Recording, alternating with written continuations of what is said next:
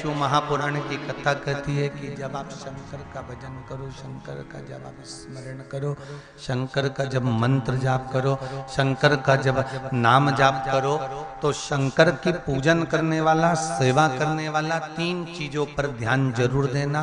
पहला, शंकर का भजन करने वाले को इतना ध्यान रखना चाहिए कि आप किसी का बुरा मत करो, भले कोई आपका बुरा कर दे। 3 चीजें शंकर के भजन करने वाले को याद रखना। पहला क्या? जम के बोलो, आप किसी का बुरा मत करो, भले दुनिया के लोग आपका बुरा कर दें।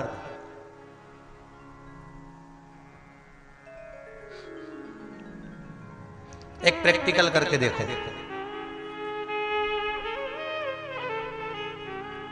कभी आपने प्रैक्टिकल कर कर देखना है, छोटा सा।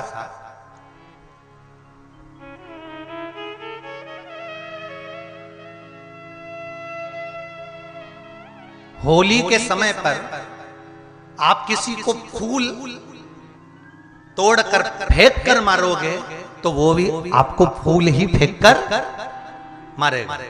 आपने किसी को गुलाल फेंक कर मारी तो वो भी आपको, जम के बोलो, गुलाल मारेगा। आपने किसी को काला पीला जो भी रंग होता है भयंकर, वो किसी को लगा दिया तो वो भी आपको, जम के बोलो जरा, वही लगाएगा। आपने किसी पर कीचड़ फेंका, ये तो प्रैक्टिकल अभी होली गई ना, तो आप करके देख लेते। किसी पर कीचड़ फेंका तो वो भी क्या करेगा? आपके ऊपर कीचड़ ही फेंकेगा। किसी के आपने कपड़े फाड़ दिए होली पर तो वो भी, अरे जम के तो बोलो, आपके कपड़े फाड़े। ये होली पर प्रैक्टिकल करके देखना।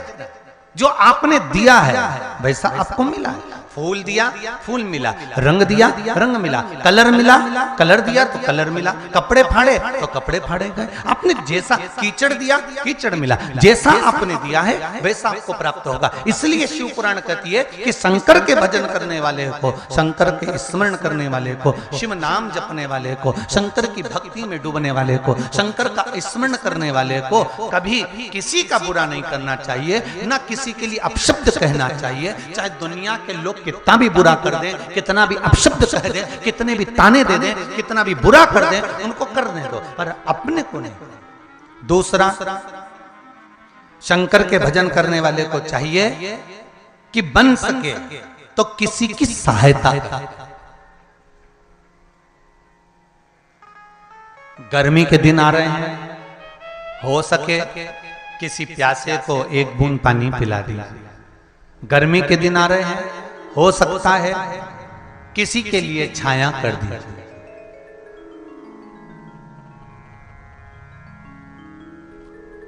किसी भूखे को भोजन करा दिया।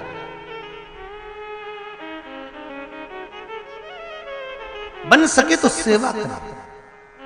तीसरा, शिव पूजन करने वाले को, शंकर के भजन करने वाले को, शंकर के स्मरण करने वाले को तीसरा बात कही गई कि आप कभी भी किसी दूसरे देवता की निंदा मत करो। ये नहीं कि आप शंकर जी का पूजन कर रहे हो तो राम जी की निंदा करो, या राम का पूजन कर रहे हो तो कृष्ण की निंदा करो, या कृष्ण की पूजन कर रहे हो तो शिव की निंदा करो, या देवी की निंदा करो, या देवता की निंदा करो। नहीं, शंकर की आराधना करने वाले को ना राम की निंदा करना चाहिए, ना कृष्ण की निंदा करना चाहिए, ना दत्त की निंदा करना चाहिए, ना देवी की निंदा करना चाहिए।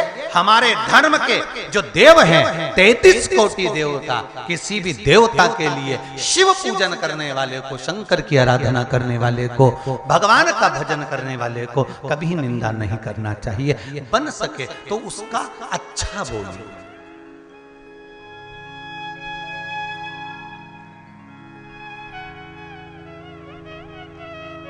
बन सके तो कुछ अच्छा करिए।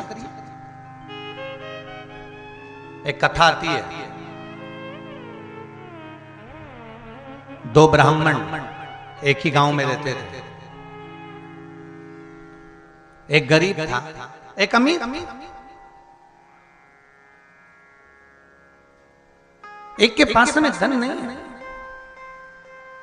और एक के पास में धन बहुत है। दोनों ब्राह्मण साथ में रहते थे, पड़ोस पड़ोस में निवास था दोनों का, एक बाजू बाजू रहते थे। एक गरीब था, एक अमीर था। एक दिन जो गरीब ब्राह्मण था ना, इसकी पत्नी रोज चिड़चिड़ करती थी। एक दिन एकादशी का दिन था और एकादशी के दिन इसकी पत्नी ने कहा था जाओ बच्चे भूखे हैं, कुछ सामान लेकर आओ। अब वो गया, बेचारे को नहीं मिला। गरीब बड़ा तो था ही, धन था नहीं, कहीं पूजन पाठ अर्चना आराधना नहीं मिली, कुछ प्राप्त नहीं हुआ। तो वो वापिस लौट आए, वो वापिस आ गया।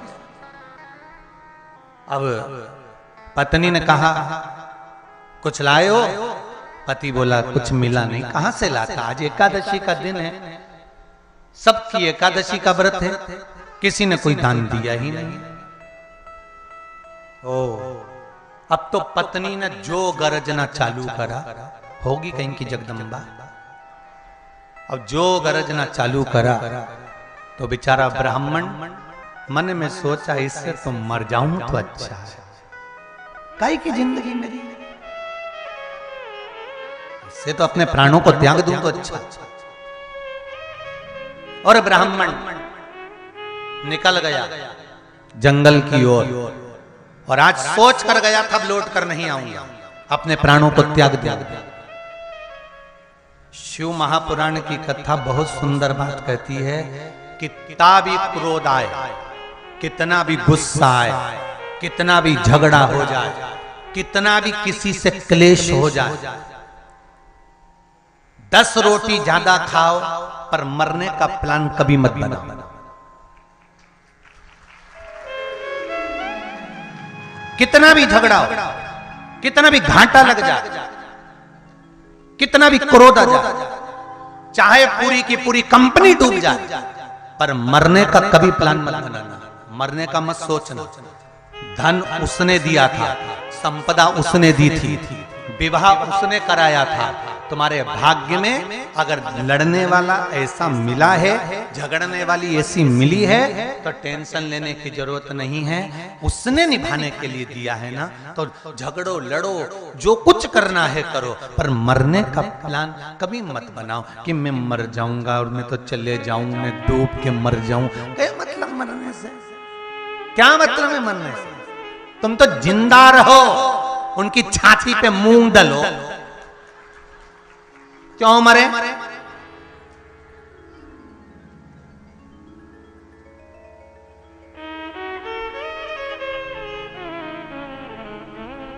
थोड़ा सा परीक्षा में फेल हो गए, जॉब नहीं लग रहा, काम नहीं हो रहा, कहीं ना कहीं घाटा लग गया, तुरंत विचार कर अब तुम मर जाएं तो अच्छा। बहुत तकलीफ में है, बहुत दुखी हैं गुरुजी, हम बहुत तकलीफ में हैं गुरुजी। तो गुरुजी क्या करेंगे? गुरुजी तो रोज कथा में कहते हैं शंकर पर विश्वास करो, शिव पर स्मरण करो, शंकर का भजन करो, शंकर की भक्ति का धारण करो, शिव पर 1 लोटा पानी चढ़ाओ। ज्यादा तकलीफ है, ज्यादा दुख है, तो बेलपत्री का कमल बनाकर उस पर चावल रखकर शंकर को समर्पित करो। कितने कितने कितने कितनी बार उपाय बताए साहब, आप करो तो, और विश्वास रखकर करो। कि ये लिखा किसी ने पत्र में, देखो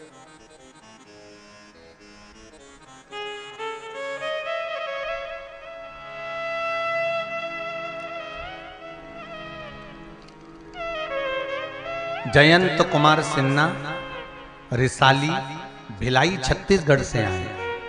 कहीं बैठे हो तो हाथ उठाइएगा और दोनों हाथ हिलाइएगा। आप ही हैं जयंत कुमार जी? आपने लिखा है, हर हर महादेव गुरुजी, व्यासपीठ को नमन करता हूँ। बाबा मैं शिवजी की महिमा का क्या बखान करूं, बाबा ने मुझ पर बहुत कृपा करी है। भोलेनाथ ने मेरे बच्चे को मैथ्स के एग्जाम में, मेरा बच्चा जो कि पढ़ने में कमजोर था, ज्यादा नहीं पढ़ पा रहा था, मैथ के एग्जाम में दिन आपके द्वारा बताए गए उपाय बेलपत्री में शहद लगाकर शिवालय में चिपकाकर और उसे निवेदन कर कर जब एग्जाम देने के लिए गया तो सबसे ज्यादा अंक मैथ में ही लेकर आया है। ये पत्र, बैठ जाइए बाबू। हर हर महादेव। शिव की भक्ति करो तो एक पत्र और है,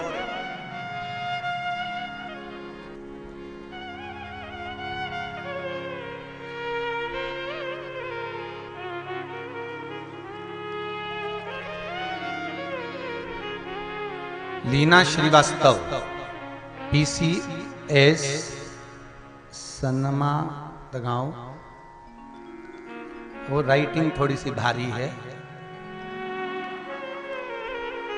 आस्था चैनल पे भी पत्र है, राइटिंग थोड़ी भारी है, परंतु फिर भी ठीक है। बाबा के कृपा, कहीं बैठे हो ना तो लीना श्रीवास्तव या सीमा श्रीवास्तव जो भी लिखा होगा, PCS सनमा गांव, रानमा गांव या सनमा गांव, कहीं कहीं बैठे हो तो हाथ उठा देना। कहीं हाँ, अच्छा उधर हो क्या? बहुत बहुत धन्यवाद। पत्र बहुत जोरदार लिखा है, पढ़ा नहीं है परंतु जी पत्र बहुत अच्छा है। हो एक बार दोनों हाथ हिला दीजिए। हर हर महादेव। बहुत सुंदर बात लिखी है आपने इस पत्र में कि गुरुदेव, मेरा नाम सीमा श्रीवास्तव है। 3 महीने से तकलीफ में थी, बहुत रोग हो गया था।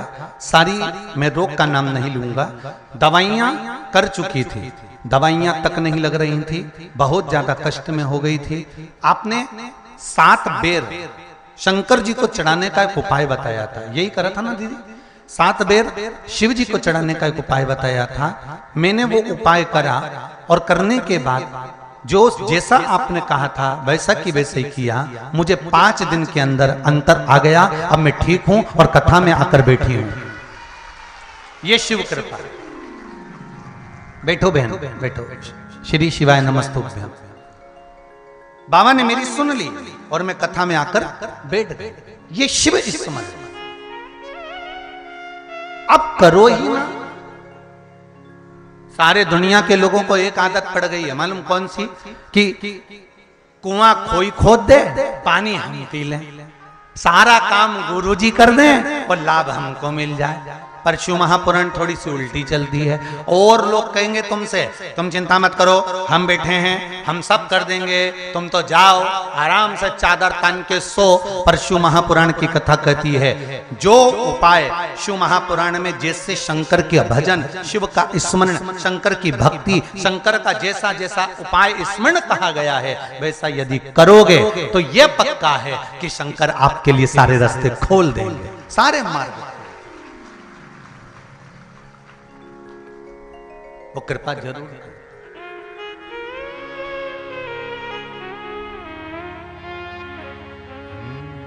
शिव महापुराण की कथा कहती है, भगवान शंकर का पावन चरित्र कहता है। भगवान गणेश पंच तत्व में से जल का स्वरूप है। कल कथा में था। भगवान विष्णु वायु का स्वरूप है।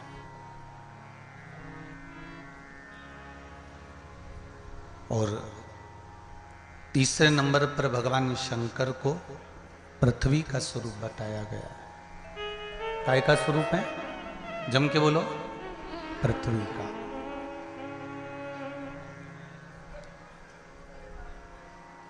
तीसरे नंबर पर है पृथ्वी का स्वरूप। मतलब इस मृत्यु लोक के, पृथ्वी के अगर कोई देव हैं, इस मृत्यु लोक पृथ्वी के अगर कोई देव विराजमान है तो वो देव अधिदेव महादेव है।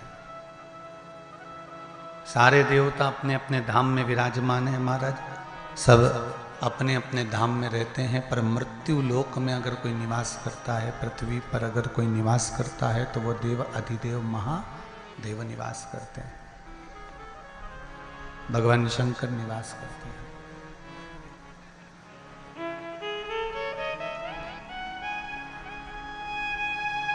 शिव के बिना मृत्यु लोक में जन्म लेने वाला जलचर हो, थलचर हो, वायुचर हो, जो भी जीव इस मृत्यु लोक में जन्म लेता है, जो भी इस भूमंडल पर, इस ब्रह्मांड के अंतर्गत जन्म लेता है, वो शिव की कृपा के बिना सरल हो ही नहीं सकता। शिव की कृपा के बिना उसको सुख का अनुभव हो ही नहीं सकता।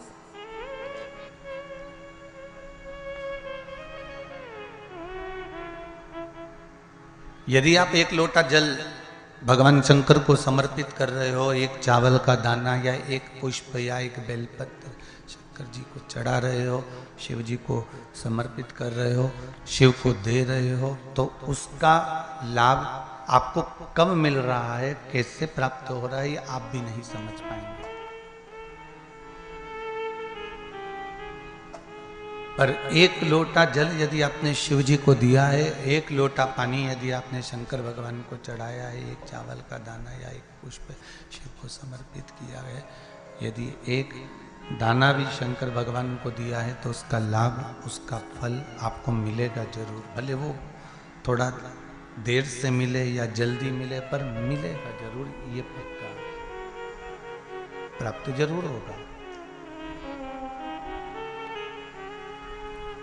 मिलेगा जरूर, वो खाली नहीं जा सकता।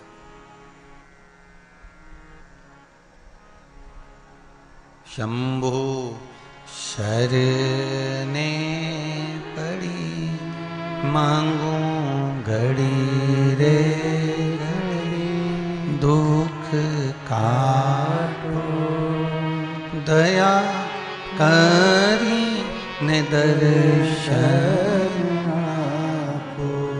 भगवान यदि हम शिव भक्ति में डूबे हुए हैं, शंकर की आराधना में डूबे हुए हैं, शिव स्मरण में डूबे हुए हैं, शंकर की भक्ति में डूबे हुए हैं, तो ये निश्चित है कि हमको उसका लाभ मिलेगा। पर हो सकता है कुछ देर हो जाए, कुछ जल्दी हो जाए, पर मिलेगा जरूर, प्राप्त जरूर होगा।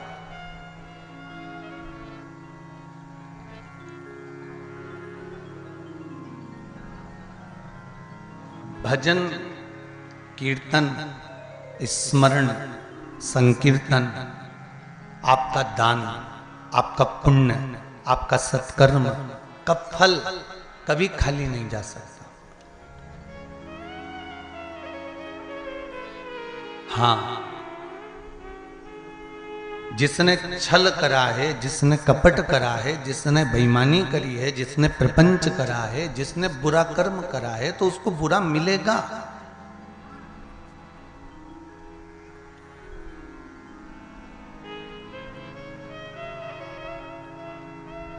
कल हम आकाश जी को कह रहे थे कि आकाश, जहां जहां कथा करने के लिए जाते हैं वहां पर पहले से एक सूचना डलवा दिया करो कि जितने भी लोग कथा श्रवण करने के लिए आए, जितने लोग भी कथा के पंडाल में पहुंचे, वो कोई गले में या कोई स्वर्ण का आभूषण ना पहनकर। कुबेरेश्वर धाम की कथा में कहा था ना, कहा रुद्राक्षोत्सव में, तो जितनी भी जगह कथा हो रही हो, चाहे यहां हलकोसा में हो रही हो, चाहे रायसेन में हो, चाहे रतलाम में हो, चाहे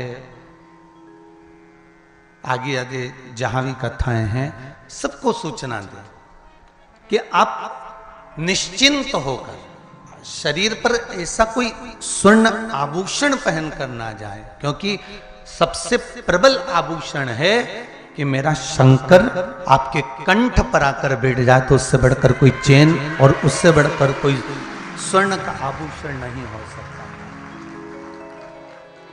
आपको शिव मिलना चाहिए, आपको शंकर प्राप्त होना चाहिए। और जब मेरा ओघड़दानी, मेरा शिव, मेरा शंकर, मेरा कैलाशी, मेरा अविनाशी, मेरा शिव प्राप्त हो जाए, तो उससे बढ़कर कोई सुख नहीं है।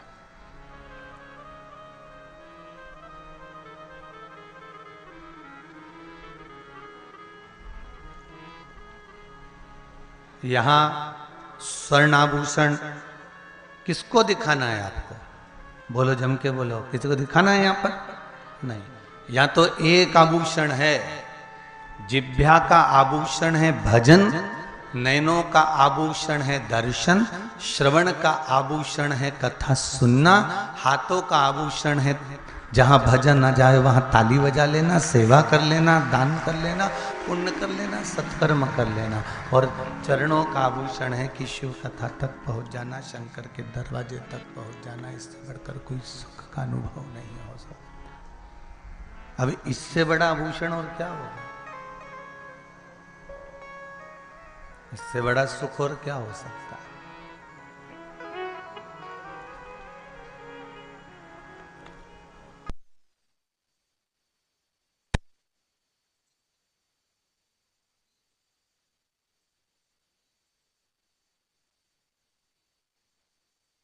अधिदेव महादेव है। पंच तत्व के जो मूल देव है वो महादेव।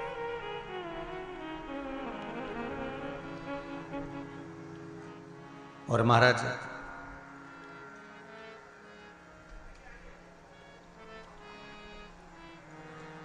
एक गेंद ले लीजिए, एक फल ले लीजिए, या एक कोई सामग्री ले लीजिए, पृथ्वी में वो बल होता है, पृथ्वी में वो बल प्राप्त है, आखिरी में वो नीचे आ ही जाएगा। पृथ्वी में वो बल है।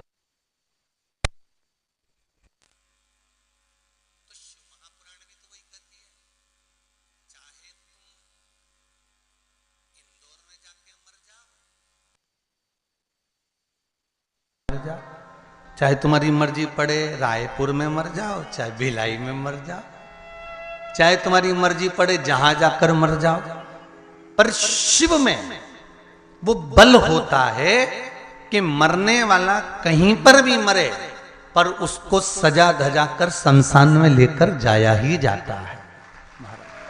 शिव अपनी ओर ले ही लेता है। शंकर अपनी शरणागति शंकर अपनी शरणागति देता ही है, शिव अपनी ओर खींच ही लेता है, शंकर अपनी ओर प्राप्त कर ही लेता है।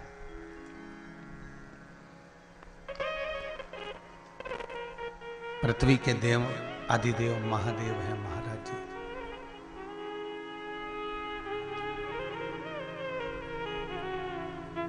शिव अपनी ओर अपने भक्त को खींच ही लेते हैं। शंकर के पास में ना ढोंग चलता है, ना प्रपंच चलता है, ना छल चलता है, ना बेईमानी चलती है, ना प्रपंच चलता है। शिव जी के मंदिर में तो केवल एक लोटा जल चढ़े, शंकर का नाम स्मरण, चाहे पंचाक्षर जाप कर लो नमः शिवाय, चाहे षडाक्षर कर लो ओम नमः शिवाय, चाहे मूल मंत्र का जाप कर लो श्री शिवाय नमस्तुभ्यम, या महामृत्युंजय मंत्र का जाप कर। शंकर के पास में कोई दिखावे का क्रम नहीं है, शिव के पास में कोई दिखावा या छल या बेईमानी या प्रपंच वाला काम नहीं है। शंकर के पास तो केवल एक कर्म है कि आप जितना भजन कर रहे हो, जितना स्मरण कर रहे हो, जितना मंत्र जाप कर रहे हो, जितना नाम जाप कर रहे हो, उसका फल आपको मिलेगा। और एक और चीज आज बहुत हृदय से कहना चाहूंगा, जितने लोग आस्था पर सुन रहे हैं और जितने लोग मोबाइल पर कथा सुन रहे हैं और जितने यहाँ हलकोसा की इस पावन धरा पर बैठकर कथा सुन रहे हैं, सब ध्यान से सुनना कि हो सकता है कि तुमने जो दान दिया उसका फल तुम्हारे मरने के बाद मिले।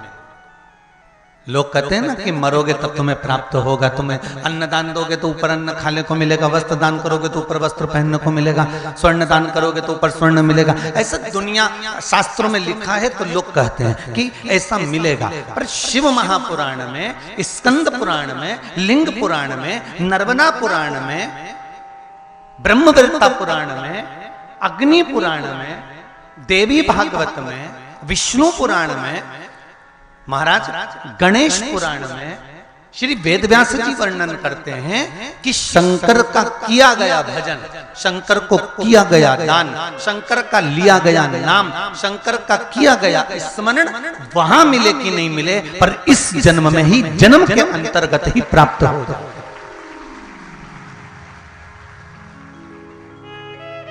वहां की गारंटी नहीं है हो, ना तो सीवर वाला महाराज देख के आया ऊपर जाके, ना तुम देख के आए, और तुम लोग देख के आ गए हो तो बात दूसरी, पर हम तो नहीं गए दादा।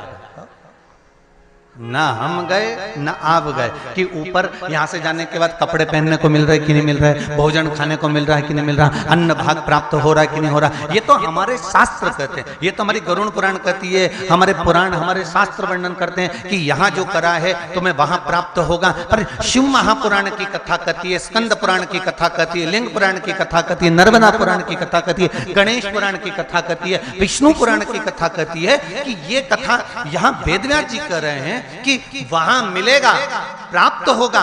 पर शंकर के दरवाजे पर, शंकर की भक्ति में, शिव के स्मरण में, मृत्यु लोक पर अर्थात पृथ्वी पर भगवान शंकर की साक्षी में तुमने जो भजन करा, शंकर की साक्षी में जो तुमने दान दिया, शंकर की साक्षी में जो तुमने नाम लिया, शंकर की साक्षी में जो तुमने शिव महापुराण की कथा सुनी, शंकर की साक्षी में जो तुमने भगवत स्मरण करा, उसका फल तुम्हें ऊपर मिले कि ना मिले, पर यह पक्का है कि तुम्हारे जीते जी तुम्हें प्राप्त हो जाएगा। मरने के बाद की गारंटी नहीं, पर जीते जी की गारंटी तो यहां शिव महापुराण ले रही है। उसका एक रिजल्ट यहां आया, देखो। हम तो सोचे थे कि शादी की पत्रिका है, पर मालूम पड़ा इसके अंदर लेटर लिख के भेजा है। ठीक है, हमें तो लगा था कि शादी की पत्रिका है, किसी का शादी ब्याह पक्का हुआ होगा तो पत्रिका भेजी होगी, पर अंदर पत्र है।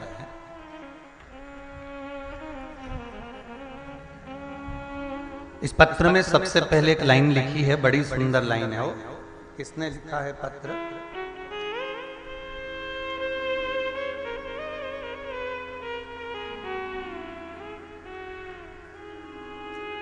मेरा नाम बबीता पराते है,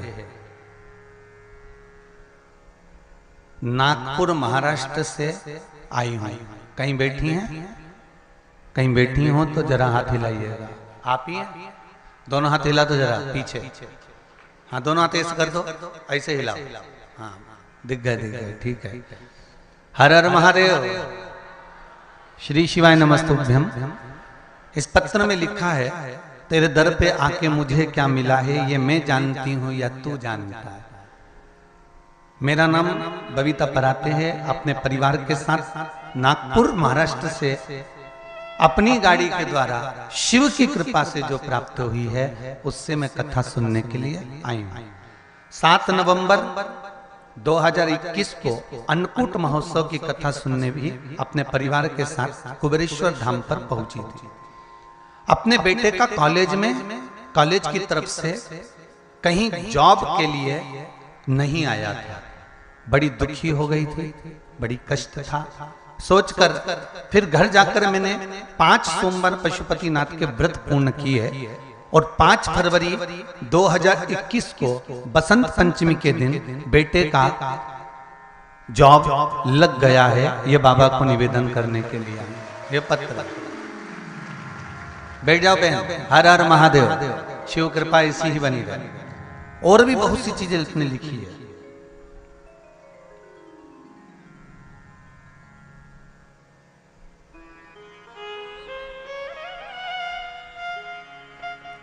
बाबा की करुणा, कृपा और उदारता किसको कहते हैं, ये शिव कथा ही कह सकते हैं। कई लोग कहते हैं कि मरने के बाद प्राप्त होगा, पर शिव महापुराण की कथा कहती है मरने के बाद नहीं। आपने अगर पशुपति व्रत करा है, शंकर का स्मरण करा है, श्री शिवाय नमस्तुभ्यम मंत्र का जाप किया है, शंकर को 1 लोटा जल समर्पित करा है, एक चावल का दाना या एक पुष्प या शिव की भक्ति में अगर आप डूबे हो तो मरने के बाद की गारंटी तो नहीं लेता, क्योंकि मैंने जाकर नहीं देखा, पर जीते जी की गारंटी तो लेता हूं कि भगवान सुख तो तुमको प्रदान कर ही देगा। जो मांगा है वो मिलेगा, वो प्राप्त होगा।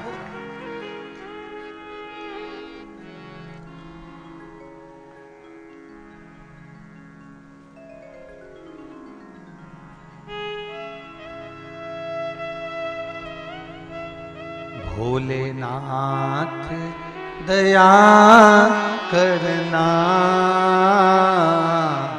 मैं तेरे भरोसे हूँ। शंभु नाथ दया करना,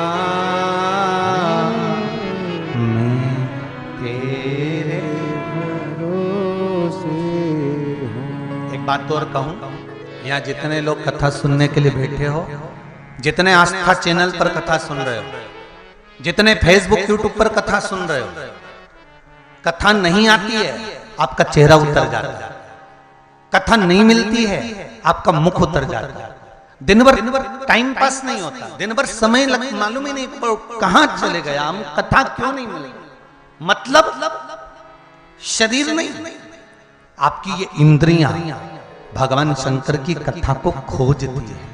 क्यों? क्योंकि अब आप किसी दूसरे के भरोसे पर नहीं जीते, अब आप उस देवाधिदेव महादेव के भरोसे पर जीते, आप उस शिव के भरोसे पर जीते। भोलेनाथ दया करना,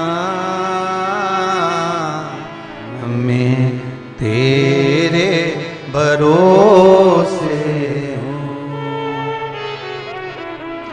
ना घर के भरोसे हूँ, ना परिवार के भरोसे हूँ,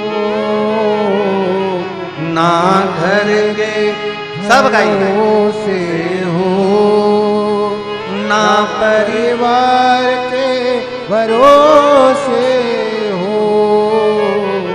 भोलेनाथ दया करना, मैं तेरे भरोसे हूँ। भोलेनाथ दया करना, मैं तेरे भरोसे हूँ। शिव का एक आश्रय, शंकर का एक आश्रय, और जब तक शिव का भरोसा ना हो ना, तो जीवन का कोई सुख नहीं मिल सकता भाई।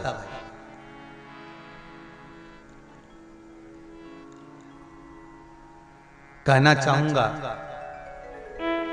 श्रीमती सोनी जी साहू जी से, श्री दिनेश जी साहू, श्री ईश्वर जी साहू जी से एक बात कहना चाहूंगा।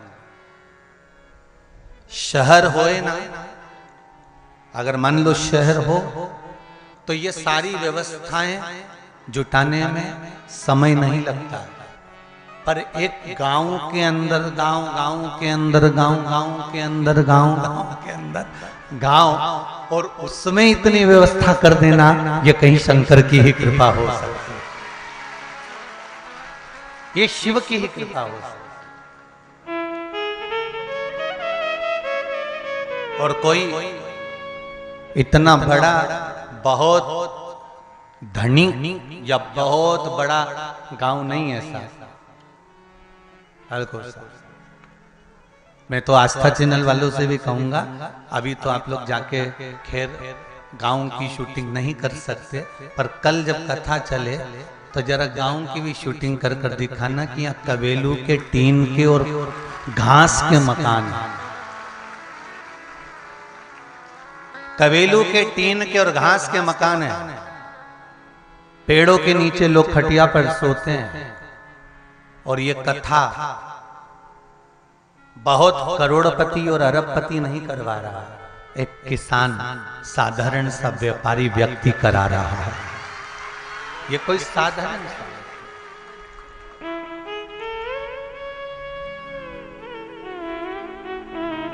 और एक बात जरूर कहूंगा दिनेश जी आपको, कि बड़े शहर होते हैं ना, तो लोग रुकने की व्यवस्था कहीं ना कहीं घरों में, बंगलों में या होटलों में करा देते हैं, पर आप जैसा भक्त भी नहीं मिलेगा जिसने कथा ली और सोचा कि कबेलू के मकान में गुरुजी कैसे रहेंगे, तो मकान तक बना दिया कथा को मात्र कराने के। ऐसा भक्त नहीं मिलने वाला, ये शिव के पास। नमन करता हूं आपकी भक्ति को, आपके भरोसे को और आपके विश्वास को। और आप जितने लोग कथा सुनने के लिए आए हो ना, बाबा से कहकर जाना, बाबा भले इतना धन उनको नहीं दिया पर दिल इतना बड़ा दिया कि इतनी बड़ी शिव पुराण करा दी। ऐसा हम पर भी एक दिन कृपा कर देना। बाबा से कहकर जाना एक दिन हम पर भी ऐसी कृपा करना भोलेनाथ कि हमारा भी मन बहुत बड़ा है, दिल बहुत बड़ा है, तो कृपा करना कि एक बार हम भी शिव पुराण की कथा करवाएं। कई लोग कहते हैं गुरुजी केवल शहर में बांचते हैं, आकर एक बार हलकोसा को तो देख लो। एक बार अगर मौका मिले तो हलकोसा तो आओ।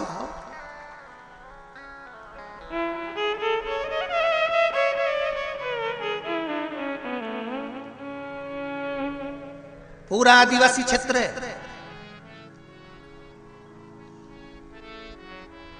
यहां के लोग मजदूरी करने के लिए शहरों में जाते हैं, दिन रात मजदूरी करते हैं,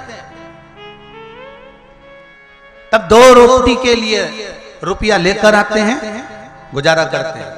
आपके गांव में ट्रैक्टर ट्राली बखर सब होगा, आज भी हलकोसा में हली चढ़ाया जाता है और बैलों से खेती करी जाती है।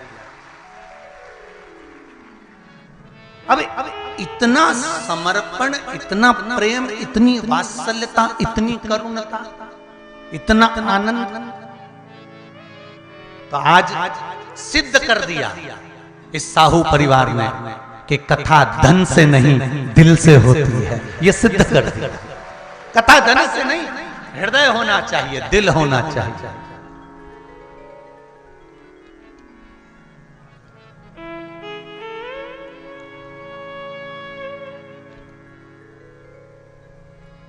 और शिव को चाहिए क्या? शंकर भगवान ने कभी तुम्हारे पास में आकर कहा कि मुझे सोना देना, कि चांदी देना, कि हीरा देना, कि रतन देना, कि माणिक देना, कि मोती देना? कभी आपने सियोर वाले महाराज ने ये कहा कि तुम शंकर भगवान को इतना रुपया देना, या शंकर भगवान को ये चांदी का आभूषण या स्वर्ण का आभूषण या मोती या रतन या माणिक चढ़ाना? इस व्यासपीठ से शिव महापुराण के जो भी उपाय बताए होंगे, उस उपाय में या तो बेलपत्री जो आपको सरलता में मिल जाए, जो चावल हो, मूंग हो, धतूरा हो, फूल हो, पत्ती हो, जो कुछ कुछ सरलता में जो भगवान ने हमको दिए वो प्राप्त हो जाए, उसी से शिव को रिझाए। शंकर भगवान कभी नहीं कहता कि मुझे तुम्हारा धन या वैभव चाहिए। शिव नहीं कहता कि मुझे तुम्हारी दौलत या तुम्हारी सत्ता चाहिए। शंकर तो कहते हैं कि निर्मल मन सो मोहि पावा, मोहि छल छिद्र कपट ना भावा। तुम्हारा निर्मल जो भाव होगा, निर्मल जो स्वभाव होगा, निर्मल जो चित्त होगा, निर्मल जो वृत्ति होगी, उससे मैं मिल जाऊंगा।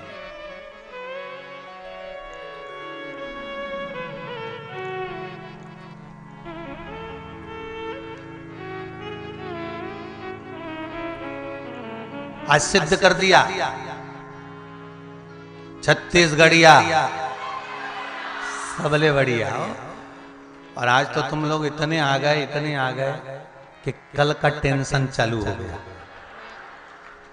कि तेरा क्या होगा रे कालिया, बैठोगे कहां? शिव कृपा, शंकर की दया, उदारता।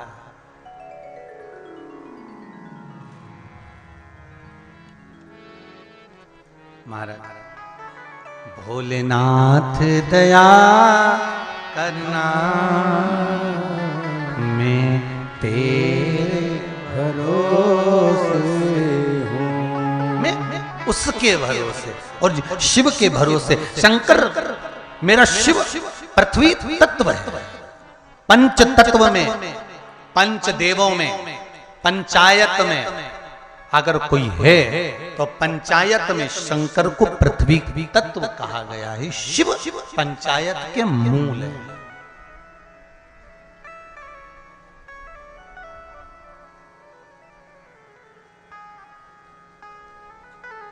शिव पंचायत के मूल है। आप कहीं पर भी दान करो, पुण्य करो, सत्कर्म करो, भजन करो, कीर्तन करो, वो भले तुम्हारे जाने के बाद अलग जन्म में मिल जाएगा, पर शिव महापुराण की कथा कहती है जिसने शंकर को 1 लोटा पानी चढ़ाया है, शंकर का पंचाक्षर मंत्र नमः शिवाय, षडाक्षर मंत्र ओम नमः शिवाय, मूल मंत्र श्री शिवाय नमस्तुभ्यम या महामृत्युंजय मंत्र या शिव का किसी भी रूप में भजन दान पुण्य स्मरण संकीर्तन करा है, ये अगले जन्म में नहीं, ये आपको इसी जन्म में आपके जीते जी आपकी आंखों के सामने प्राप्त हो जाता है। मरने के बाद आपके जीते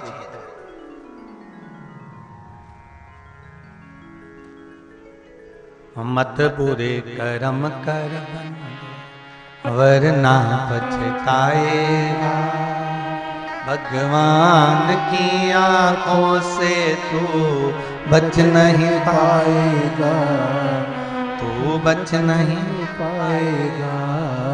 अरे ओ अज्ञानी मत करना दानी। भगवान शिव की कथा कर रही हो, गर्दानी त्रिकालदर्शी कैलाशी अविनाशी का चरित्र कर। महाराज एक ब्राह्मण गरीब है, दूसरा ब्राह्मण अमीर। अब गरीब जो है उस ब्राह्मण की पत्नी ने जब अपशब्द कहना चालू करा तो हृदय को घात लगी, और हृदय को घात लगी तो मन में आया कि इससे तो अच्छा है कि मैं प्राणों को त्याग दूं। वो प्राण त्यागने के लिए चला। आवाज बढ़ाइए। वो प्राण त्यागने के लिए चला, और जब प्राण त्यागने के लिए वो चला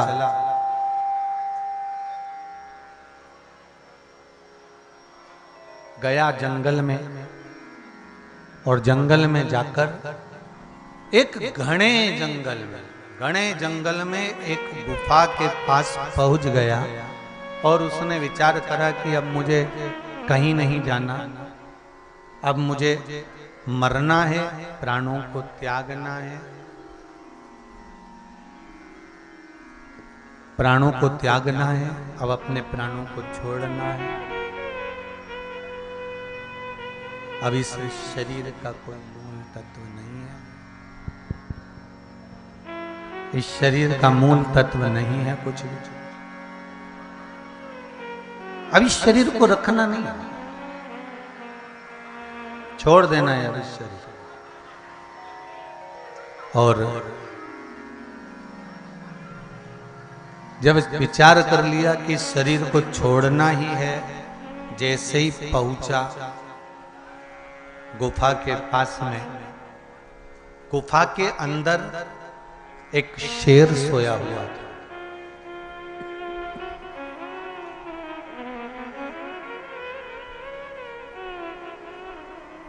गुफा के अंदर एक शेर सोया हुआ, और हंस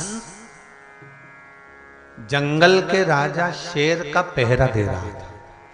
देखिए जरा कथा कितनी सुंदर, शिव महापुराण का ये चरित्र आप लोगों को सुंदर वर्णन कर रहा है।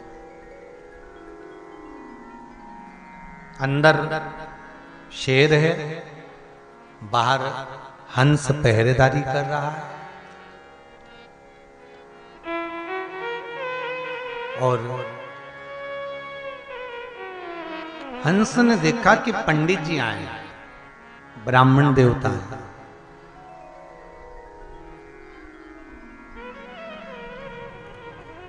तो हंस मन में सोचा, अरे ब्राह्मण देवता, तुम्हें भी आज मरने के लिए आना था, अंदर शेर बैठा है, 5 मिनट की भी देरी नहीं करेगा और ये तुम्हें खा जाएगा। अब पंडित जी तो विचार कर आए थे कि शरीर छोड़ना है, मरना है, जीवित नहीं रहना। अब तो हार गया मैं इस शरीर से।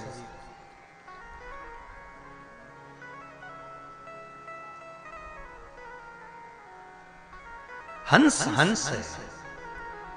हंस ने विचार करा, आज एकादशी का दिन है, ब्राह्मण मर जाएगा, शेर इसको खा जाएगा। हंस का शरीर है, अपना अपना फर्ज है कि कुछ जीवन में आए हो तो अच्छा कर लो।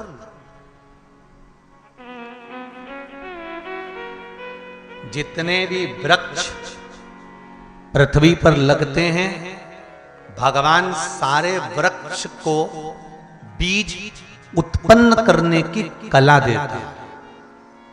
अब ये वृक्ष के ऊपर है कि वो बीज उत्पन्न करे, फेंके और उस बीज से खुद का एक नया वृक्ष पैदा करे। पर कई वृक्ष पृथ्वी पर जन्म लेते हैं, पैदा होते हैं, उगते हैं और बीज उत्पन्न ही नहीं करते और वो कटकर मर जाते हैं, समाप्त हो जाते हैं, पर उनका कोई बीज वो उत्पन्न ही नहीं कर पाते।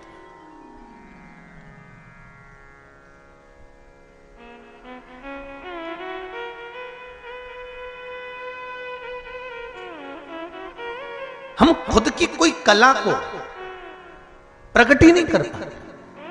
आप में जितने लोग बैठे हैं ना, और जितने लोग आस्था चैनल पर कथा सुन रहे हैं, जितने मोबाइल पर कथा सुन रहे हो ना, आप में से कम 80% लोग ऐसे होंगे जो अपने बच्चों से कहते हैं इनके जैसे बनो, तुम्हारे चाचा जैसे बनो, तुम्हारे पिताजी जैसे बनो, उनके जैसे बनो। बोलो सही है कि गलत है? 80% लोग अपने बच्चे को बस यही ज्ञान देते हैं कि इनके जैसे बनो, उनके जैसे बनो, उनके जैसे बनो, और बच्चा उनके जैसा बनने का प्रयास करता रहता है, करता रहता है, करता रहता है, और वो खुद जो कला उसके अंदर छुपी होती है वो कला उजागर नहीं कर पाता और वो कुछ भी नहीं बन पाता है। बच्चों पर प्रेशर नहीं होना, बच्चों पर प्रेशर नहीं होना।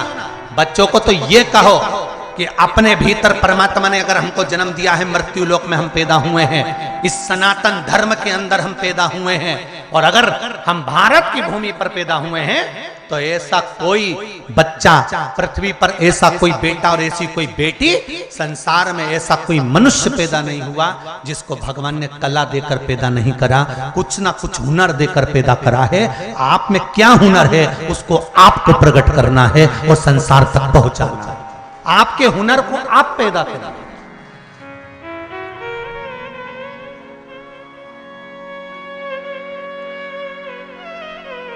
हमें दूसरे के जैसा नहीं, हमें वो बनना है कि आने वाली पीढ़ी अपने बच्चों से कहे कि इनके जैसा बन। हमारे भीतर भी परमात्मा ने हमको एक हुनर देकर भेजा है, हमारे भीतर भी परमात्मा ने एक हुनर हमको दिया है, उस हुनर को हमें प्रकट करना, पर हम कर ही नहीं पाते।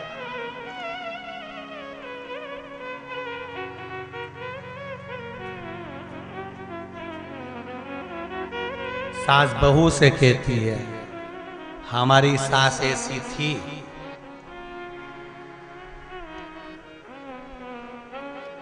सास बहू से कहती है उसकी बहू को देख लो, थोड़ी बहुत अक्ल लियाओ, उसके जैसी बन जाओ। और एक दिन उसकी बहू ने, जिसकी सास बोल रही थी ना कोई उसके जैसे बनो, और वो अपने पति के साथ घूमने के लिए कहीं गई और 20 लाख का सेट खरीद के लाई, और बहू ने फिर अपनी सास से कहा हम तो बनने को तैयार है, दिलाओ। हम कौन मना कर रहे हैं? हम कौन सा मना कर रहे हैं कि नहीं बनेंगे? आप तो दिलाओ तो सही। ओके, पति ने उसे 20 लाख का दिलाया, अब हमें 10 लाख का दिला। नहीं रे भाई, ईश्वर ने, परमात्मा ने, मेरे भोलेनाथ ने, मेरे ओघड़दानी ने, मेरे कैलाशी ने, मेरे शंकर ने हर एक व्यक्ति को हुनरवान पैदा करा है, किसी को साधारण नहीं बनाया। साफ उसने बनाया तो प्रबल बनाया है, बस उससे हमको कुछ निकालना है अपने भीतर से, एक सुंदर सा कुछ भाव प्रकट करना।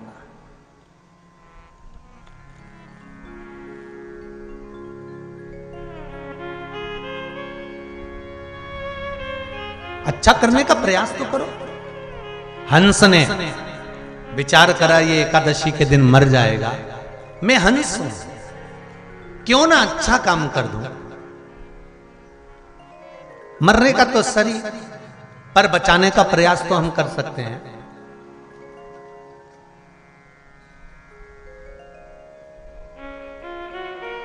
अगर कोई हार रहा हो ना, तुम्हारे पड़ोस में कोई बच्चा हो, कोई बेटी हो, कोई परिवार हो जिसमें धन की कमी आ गई हो और वो बहुत हार चुका हो, तो उसको कहना हार मती, एक बार पशुपति व्रत रख और पशुपति व्रत कर कर देख, बाबा चाहेगा तो 5 सोमवार में तो तेरा कार्य कर ही देगा। अगर कोई हार रहा है तो उसको बल प्रदान तुम करो। हंस ने सोचा ये ब्राह्मण मरेगा, आ गया है, मरने के लिए आया है।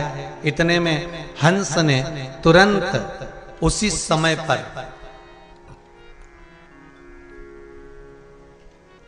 शेर को उठाया। उठो महाराज, राजा महाराज, हे जंगल के राजा उठिए, जंगल के राजा जागिए, आपके दरवाजे पर एक ब्राह्मण भिक्षा मांगने के लिए आया है।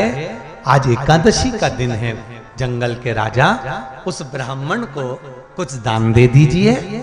आप जंगल के राजा हो, उठो महाराज उठो। हंस को मालूम था ये जंगल का राजा शेर सबसे पहले उठता है तो आक्रमण ही करता, पर हंस ने जो कहना चालू करा, आप उठो, जंगल के राजा हो, आज एकादशी का दिन है, अपने हाथों से पुण्य करो, दान करो, सत्कर्म करो। दरवाजे पर ब्राह्मण आया है, कुछ दे दीजिए। जंगल का राजा उठा, उसने जो धाड़ा, ब्राह्मण तुरंत भागने की तैयारी करा। इतने में हंस ने कहा, ब्राह्मण देवता रुको, मरने तो तुम आए थे, मरने तो तुम आए हो ना, थोड़ी सी देर और रुक जाओ। मैंने प्रयास करा है कि जंगल का राजा तुमको कुछ दे दे। अगर सही तरह से अगर समझ में आ गई होगी इस हंस की बात, तो तुम्हारा जीवन बन जाएगा, ये पक्का है। और जंगल का राजा उठा, उठते से हंस से बोला, हंस क्या बात है?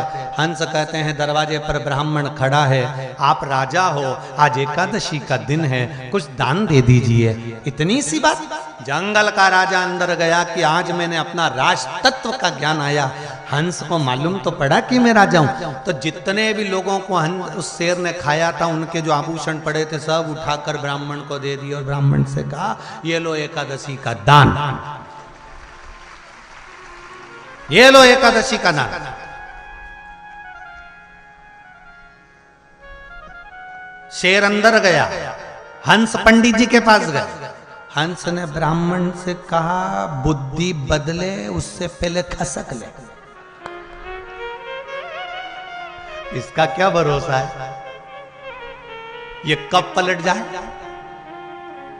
मौका मिला है, भग ले। उसने जेवर लिया, घर पहुंच गया। घर पहुंचा, इतना खुश, इतना खुश। पत्नी ने खूब जोरदार मकान सजा लिया, पर पड़ोसन जो रहती थी, ये तो गरीब बड़ा था, वो एक और पंडित जी जो रहते थे वो पैसे वाले थे, उसकी पत्नी की जितनी बत्ती होती है ना खोपड़िया में, सब जल गया। उसने कहा, अपनी पड़ोसन से पूछा, क्यों इतना सारा धन कहां से आया? अरे एकादशी के दिन मेरे पति से झगड़ा हो गया, पति झगड़ा कर कर मरने चले गया, जंगल में गया तो उसको शेर मिल गया, शेर ने ये सब कुछ दे दिया। इतने में पड़ोसन ने सोच लिया, आने दे अगली एकादशी। अब अगली एकादशी आ गया। अब इसके पैसे की कौन कमी थी, इसके वैभव की कौन सी कमी थी, इसके तो ये तो अमीर थी। फिर भी पत्नी ने पति से कह दिया, सुनो कल एकादशी है, अपन दोनों जोरदार झगड़ा करेंगे और तुम झगड़े में लड़के चले जाना जंगल में, शेर मिलेगा और तुमको बहुत सारा सोना चांदी हीरा पन्ना दे देगा। पति के तेरे पांव पड़ूं जगदम्बा, शेर और हीरा पन्ना देगा, हमारे निपटा जाएगा। पत्नी बोली मेरी पड़ोसन से बात हुई है, उसका भी पति झगड़ा करके गया था। बोई की बोई हुआ और एकादशी पे पंडित जी चले। जैसे ही पंडित जी गए, आज ड्यूटी चेंज हो गई, हंस की जगह कौवे को लगाया था। आज ड्यूटी चेंज है। ऑफिस में एक व्यक्ति से अगर गलती हो जाती है ना, तो ऑफिस में दो तरह के लोग रहते हैं, हंस की तरह, एक कौवे की तरह। जो हंस प्रवृत्ति का व्यक्ति होता है ना, वो साहब के पास जाकर कहता है सर छोटा है, गलती हो गई, अभी नई नई ज्वाइनिंग हुई है ना सर, इसको आता नहीं है, धीरे धीरे सीख जाएगा, धीरे धीरे सीखेगी सर, इसमें अभी अक्ल नहीं है, गलती हो गई सर।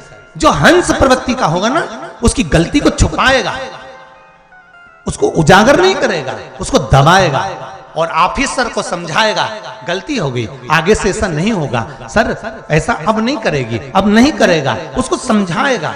और जो कौवा प्रवृत्ति का होता है ना, वो और जाकर चार अलग से जोड़कर लगाएगा, सर वो तो तुम्हें बदनाम करने में लगा हुआ है, इसीलिए तो चाहता है कि तुम्हारी जॉब तक चली जाए, तुम्हारा ऑफिसर पद चले जाए, अभी भी मौका है, इसका ट्रांसफर कर दो, यहां से हटा दो। ये कौवा है।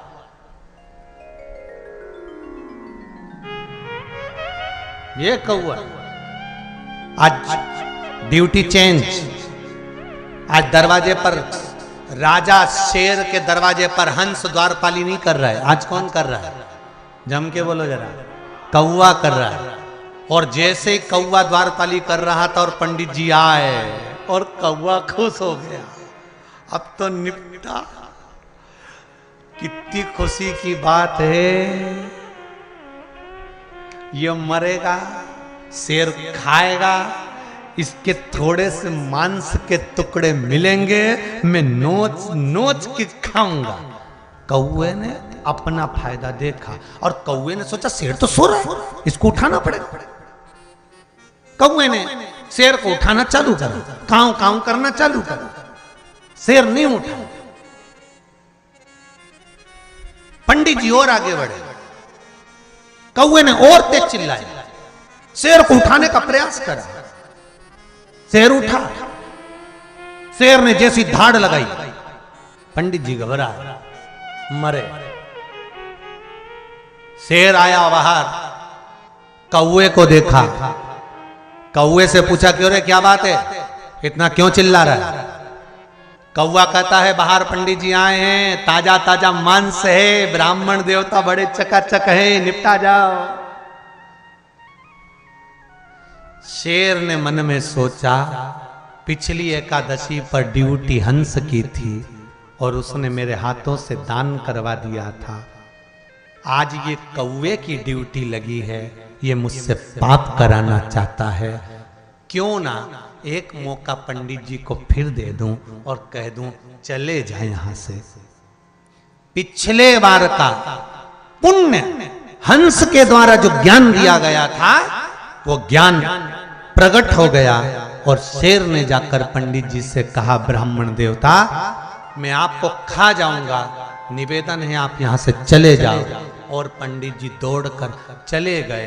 राजा शेर ने कौवे से कहा, कौवे तुझ में और हंस में कितना अंतर है, हंस मुझे जगाने का काम कर रहा है और जगा भी ऐसा रहा है कि धर्म में लगा रहा है, और कौवे तू उसकी निंदा कर कर मुझे इसलिए जगा रहा है कि मैं गलत काम करूं। दो तरह के लोग संसार में होते हैं महाराज, एक हंस की तरह, एक कौवे की तरह। हंस वो होगा तुम्हें जगाने का प्रयास करेगा, धर्म में लगाने का प्रयास करेगा, सत्कर्म में लगाने का प्रयास करेगा, सच्चा सनातनी बनाने का प्रयास करेगा और भगवान के भजन में शिव के धाम तक पहुंचाने का प्रयास करेगा। और दूसरा कौवे की तरह होगा, जगाएगा, जगाने का प्रयास करेगा, तुमसे कहेगा देख लो, प्रयास करेगा, समझाएगा तुमको। कौवे की तरह भी लोग मिलेंगे तुमको, और जो आग लगाने का काम करेंगे, तुमको मिटाने का काम करेंगे। पर सत्कर्म की ओर बढ़ना है, हमको हंस की जैसे ज्ञान चक्षु रखना है। ध्यान दीजिएगा, गिद्ध रामचरितमानस, संपाति गिद्ध था, जटायु गिद्ध था। रामचरितमानस में तुलसीदास जी लिखते हैं कि गिद्ध की दृष्टि बहुत दूर तक का देख लेती है, पर शिव महापुराण की कथा कहती है गिद्ध से ज्यादा सिद्ध की दृष्टि बहुत ऊंचे तक का देख लेती है। शिव महापुराण की कथा तो गिद्ध अगर दूर तक का देख सकता है तो सिद्ध उससे भी दूर का देख सकता है। इसीलिए कहते हैं कि कहीं जाओ तो किसी सिद्ध के पास जाकर थोड़ी देर बैठो, भजनावली कीर्तनी संकीर्तनी स्मरणी, जो भगवान का भजन करने वाला हो, स्मरण करने वाला हो, मंत्र जाप करने वाला हो, नाम जाप करने वाला हो, शिव की आराधना करने वाला हो, शंकर का अनुमोदन करने वाला हो, शिव भक्ति में डूबने वाला हो। महाराज अगर गिद्ध बहुत लंबा देख सकता है, बहुत दूर का देख सकता है, तो कोई सिद्ध और लंबा देख सकता है कि तेरा अंत कहां तक है, तुझे कैसे फल मिल सकता है, यह कोई सिद्ध ही देख सकता है। गिद्ध और सिद्ध दोनों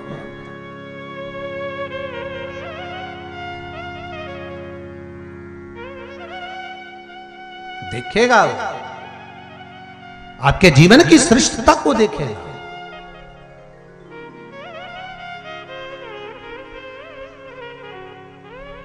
एक हंस की तरह मिलेगा, एक कौवे की तरह मिलेगा। और जितने लोग नौकरी करने वाले, व्यापार करने वाले, व्यवसाय करने वाले, घर में रहने वाले, परिवार में रहने वाले, सर्विस करने वाले, बड़े बड़े पदों पर बैठने वाले, आपको भी दो तरह के लोग मिलेंगे। एक हंस जैसा समझाने वाला मिलेगा, एक कौवे जैसा आग लगाने वाला मिलेगा।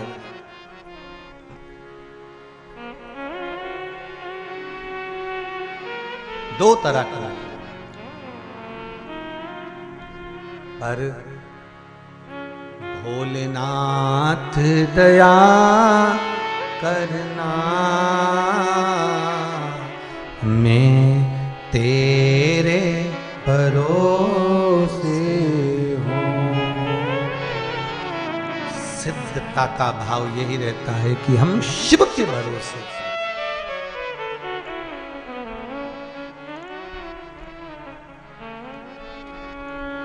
दरवाजे पर कोई आया, उसका आतिथ्य करो, उसका सम्मान करो, उसका सत्कार करो, वो जरूरी है। अभी शीतला सप्तमी गई, शीतला अष्टमी, इसके बाद में दशा माता की पूजन आ जाएगी। और अब की बार दशा माता की पूजन शायद रविवार की पड़ रही है।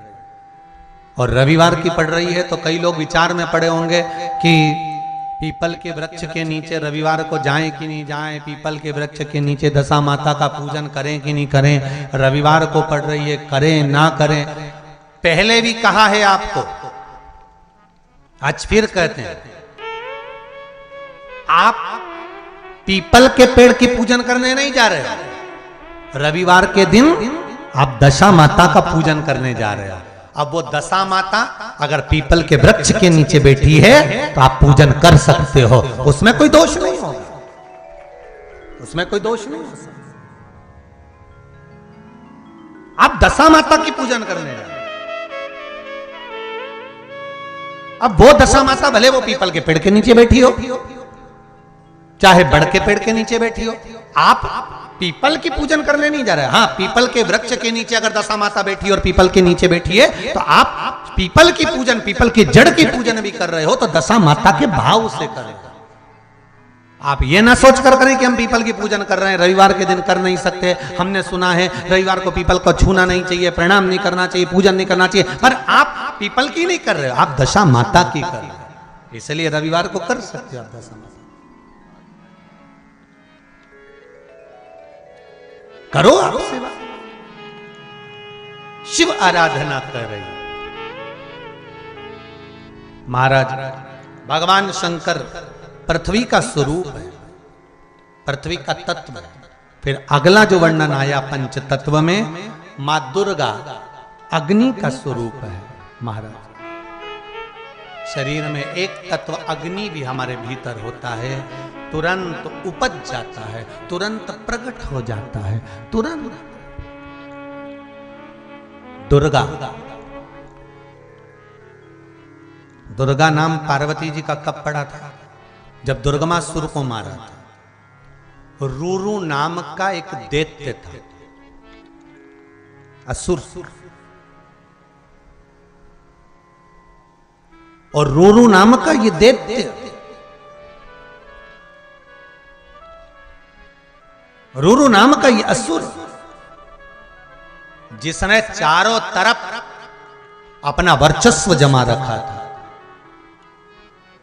कहीं यज्ञ होते खंडित कर देता, कहीं सत्कर्म होते नष्ट कर देता, लोगों के पुण्य को छुड़ा कर ले जाता, पुण्य को छुड़ा कर लाता।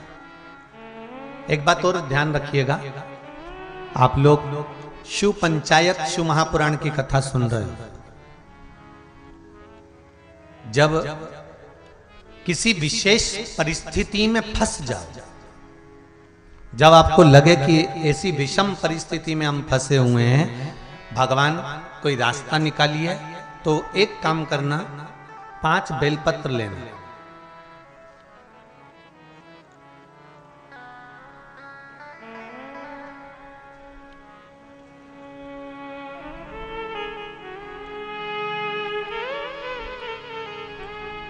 जरा ध्यान से देखना है और ध्यान से श्रवण भी करें।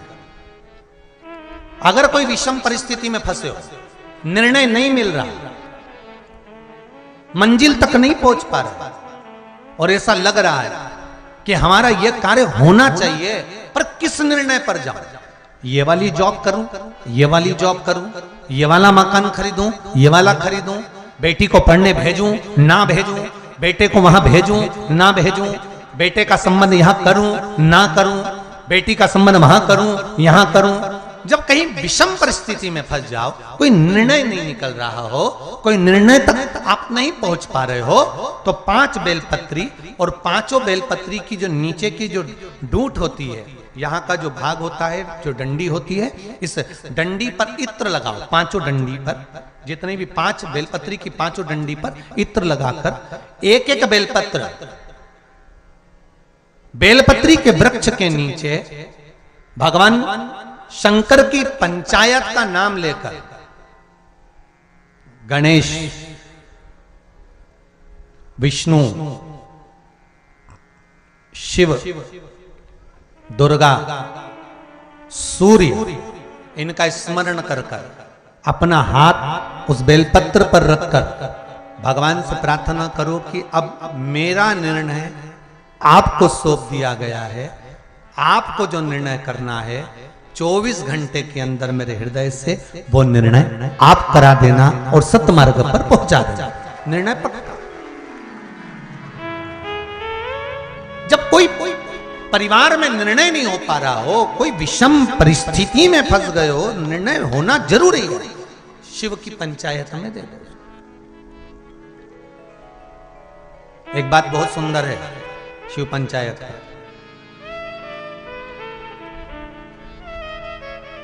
अगर शरीर में कोई रोग हो गया है ना, शरीर में अगर कोई रोग हो गया है और डॉक्टर कह रहा है ये रोग, एक पत्र है देखो,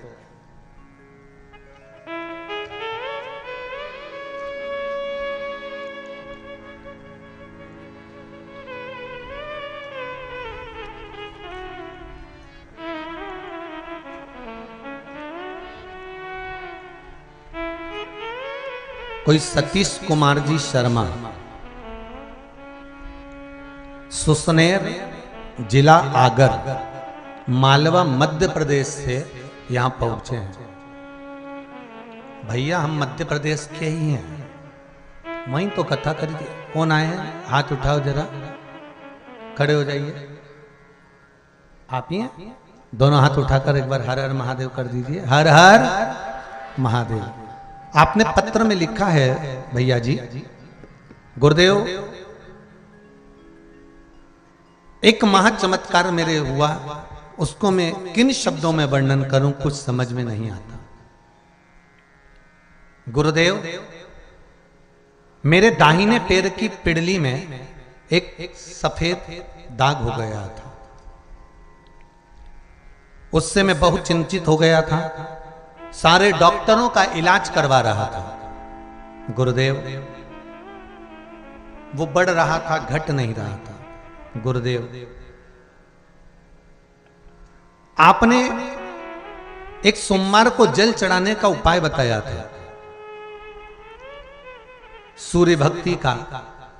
उस प्रयोग को बताने के लिए उस प्रयोग को मैंने किया और करने के बाद गुरुदेव शिव का चमत्कार क्या होता है, माइक पे बोलना चाहेंगे? रिंदो, शिव का चमत्कार क्या होता है मैं वर्णन करना चाहूंगा कि मैंने जो उपाय करा अब मेरे शरीर से वो दाग चला गया है, बिल्कुल भी नहीं बचा है। ये शिव कृपा। उसको बताने के लिए मैं 23/3/2022 को बुधवार को कुबेरेश्वर धाम गया था। आप कुबेरेश्वर धाम गए थे क्या अभी?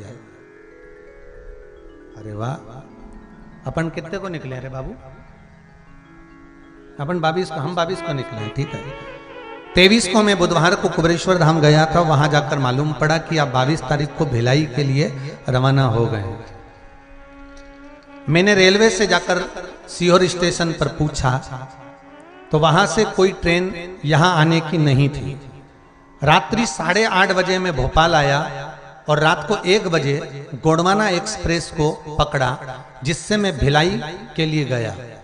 मुझे बहुत खुशी की बात एक है कि गुरुदेव डॉक्टर के पास भी उस चीज का इलाज नहीं था जो शंकर जी ने मेरा इलाज कर दिया। इसलिए मैं धोख लगाने के लिए मध्य प्रदेश से छत्तीसगढ़ आ गया हूं प्रणाम करने के लिए। जोरदार ताली बजाएं। बहुत बहुत साधुवाद। बैठिए महाराज, बहुत बहुत साधुवाद। शिव कृपा,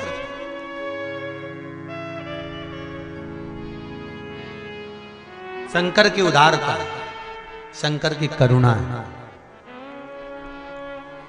और ऐसे एक पत्र नहीं महाराज, बहुत सारे पत्र हैं जिनको अपन समय समय पर पढ़ेंगे। रोज के पत्र आते हैं और रोज के यहाँ पर पढ़ दिए जाते हैं। जितने पढ़ाते हैं उतने, पूरे तो पढ़ नहीं सकते, जो हाथ में आया वो पढ़ दिया। शिव आराधना किसको कहते हैं? एक बहुत सुंदर बात कहेंगे कि शिव पंचायत के अंतर्गत अगर शरीर में रोग भारी हो गया, बहुत बहुत तकलीफ है, शरीर में कष्ट है, बड़ा भारी रोग हो गया है, बहुत तकलीफ में अगर शरीर चल रहा है, तो निवेदन करूंगा आप प्रयास करिएगा।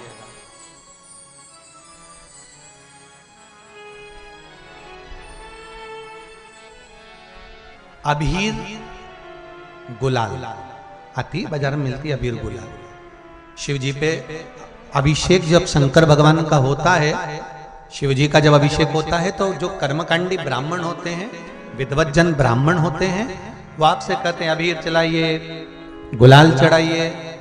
तब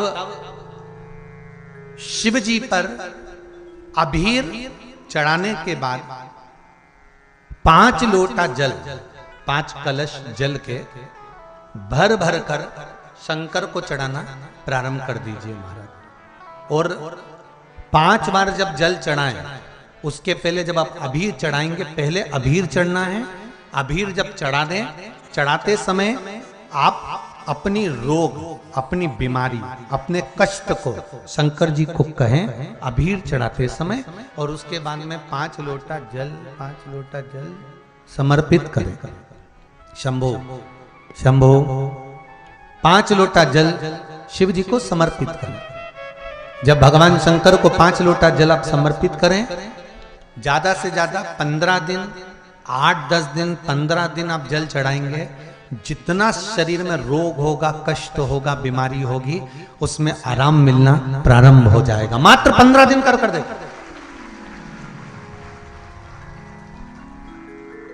पर शिव पंचायत के 5 देवों का स्मरण होना चाहिए इसमें। पहला बोलते जाओ जल्दी, गणेश जी। दूसरा भगवान विष्णु। तीसरा भगवान शंकर। चौथा मां दुर्गा। और 5वां सूर्य नारायण। ये शिव पंचायत के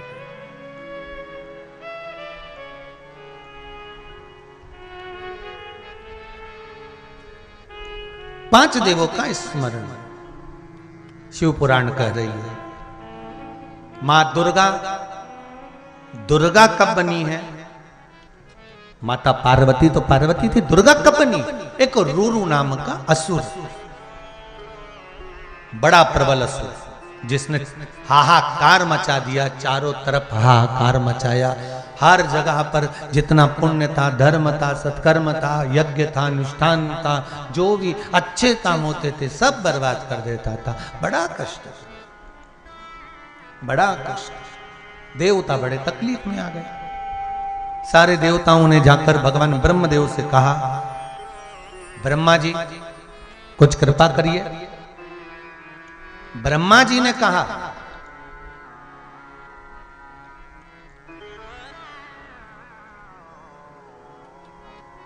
इस रूरू दैत्य की अगर वध कर सकते हैं तो भगवान शंकर, भगवान विष्णु दोनों एक ही स्थान पर खड़े हों, तब जाकर ये रूरू दैत्य मर सकता।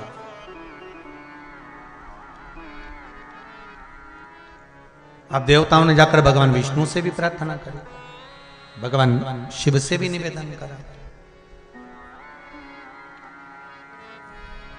शंभो शरणे मांगो घड़ी रे घड़ी, दुख काटो दया करी ने दर्शन आपो। शंभो शरणे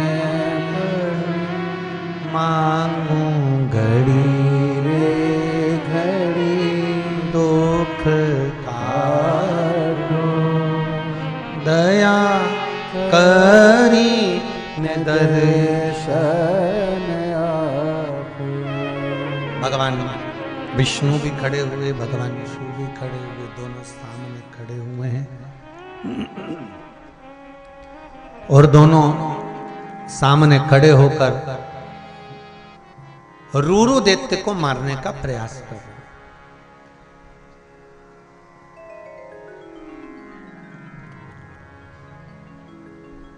दैत्य मर गया।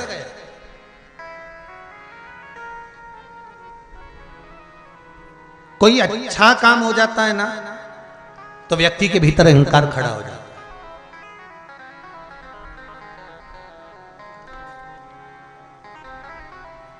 कोई प्रबल काम हो गया ना तो अहंकार जाग जाएगा।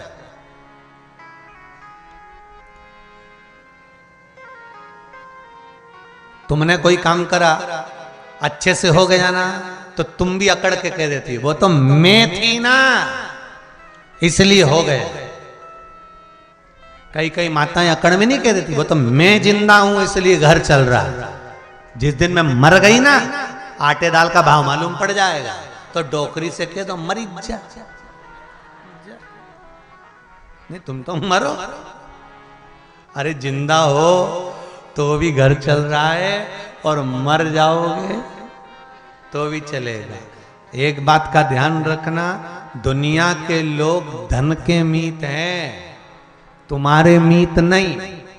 तुम्हारी वाणी में अगर मिठास होगी तो दुनिया तुम्हारी होगी, नहीं तो धन के मीत कैसे? जैसे एक सेठ जी के पास में घोड़ा था, सेठ जी के पास घोड़ा और घोड़े पे खूब खर्चा करें और घोड़े पे जितना खर्चा करें उतना ही दुनिया वालों को घोड़ा दिखाने में खर्चा करें। पूरे रिश्तेदारों को बुलाए, काका जी आओ, बुआ जी आओ, फूफा जी आओ, मामा जी आओ, सारे रिश्तेदार आते। 15-15 दिन पड़े रहते सेठ जी के घर में और सेठ जी घोड़े की तारीफ करा करते। क्या जोरदार घोड़ा, पहले नंबर पर आए, एकदम सफेद, क्या जोरदार उसकी आंख। और सेठ जी सबको खूब खर्चा करे, खूब खर्चा करे, खूब खर्चा करे। एक दिन घोड़ा मर गया, पूरे गांव के लोग आए,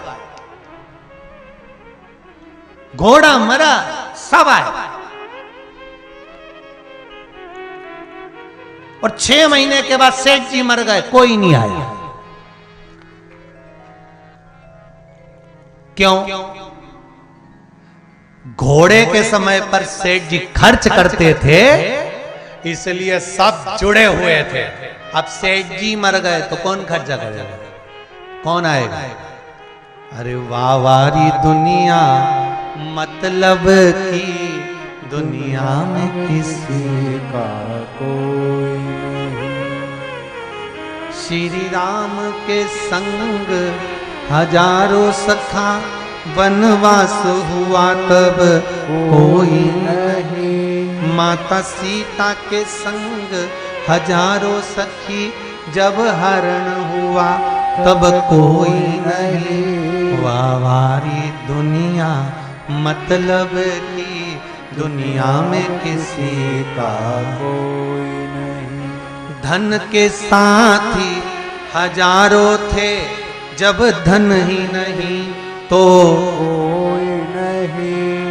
वावारी दुनिया मतलब की दुनिया में किसी का कोई नहीं। तुमको लगता हो जितने अपने नजर आ रहे हो, जितने रिश्तेदार नातेदार अपनी कबीला जो जो तुमको दिख रहा हो, तुम्हें लगता हो ये सब अपने नजर आ रहे हैं, कोई नहीं।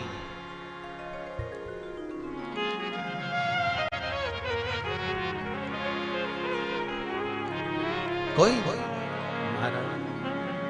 रे मन मुसाफिर निकलना पड़ेगा, काया को कोई खाली करना पड़ेगा।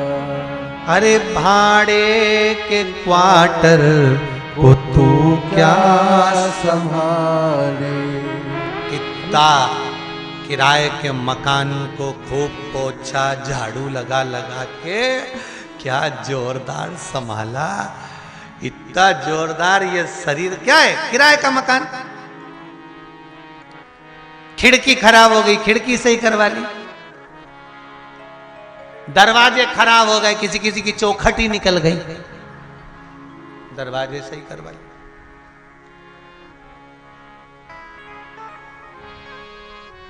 किसी की अलमारियां खराब हो गई, एक तो काम करे दूसरी करे ही नहीं, अलमारी का कुंदा ही लटका रहा, आवाज ही नहीं आ रही।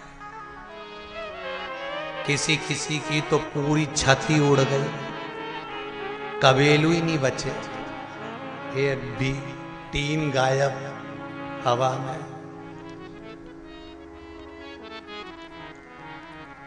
अरे भाड़े के क्वार्टर को तू क्या संभाले, जिस दिन तुझे घर का मालिक निकाले, इसका किराया भी भरना पड़ेगा। सुन लो छत्तीसगढ़ वालों, काया कुटीर खाए करना पड़ेगा। रे मन मुसाफिर निकलना पड़ेगा। काया कुटी खाली करना पड़ेगा। अंत समय में इसको निकालना पड़ेगा, किराया देना पड़ेगा, श्वास रूपी किराया भरना पड़ेगा। जब तक श्वास रूपी किराया नहीं भरोगे तब तक कुछ मिलने वाला नहीं।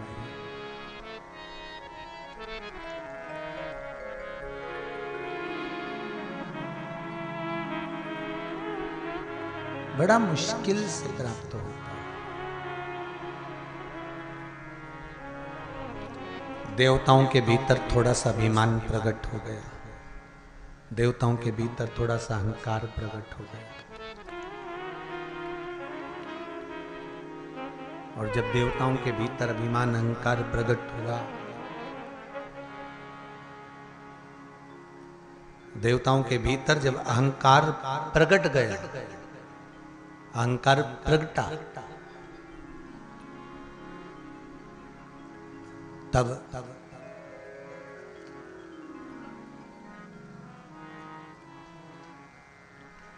इंद्र कह रहे हैं कि मैंने रूरू दैत्य को मारा है।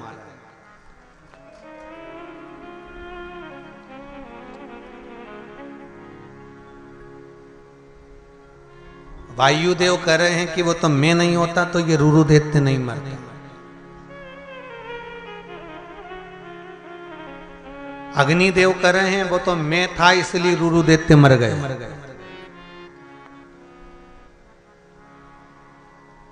हम जितने हैं ना सब ब्रह्म में जी रहे हैं।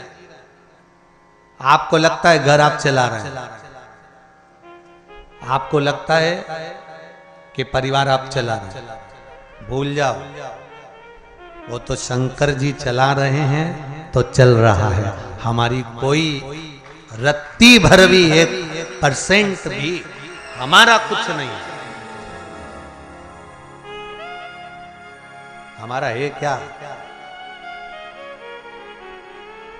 दूसरे ने जन्म दिया, दूसरा ही उठाकर शमशान तक छोड़ आए।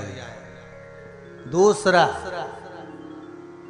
हम इतनी अकड़ में जीते हो ना, इतनी अकड़ में रहते हो। कई कहते हैं मेरे को हाथ मत लगाना, मर जाऊं तो नीचे तेरे हाथ की मुझे दवाई गोली, मैं तो मर जाऊंगा, मुझे छूना मती। तो उससे कह दो कि तुम आज से ही शमशान में जाकर लेट जाओ, कोई हाथ ही नहीं लगाएगा। मई की मई निपटा दी, खत्म का।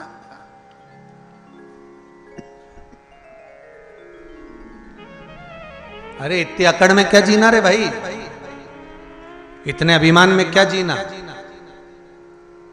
जीना है तो प्रेम और स्नेह में जियो। अपनी वाणी में वो नम्रता रखिए, अपनी वाणी में वो प्रबलता रखिए कि आपको दुख हो, आपको तकलीफ हो, आपको कष्ट हो तो आंसू किसी दूसरे की आंख में आ जाए कि उसको कष्ट है।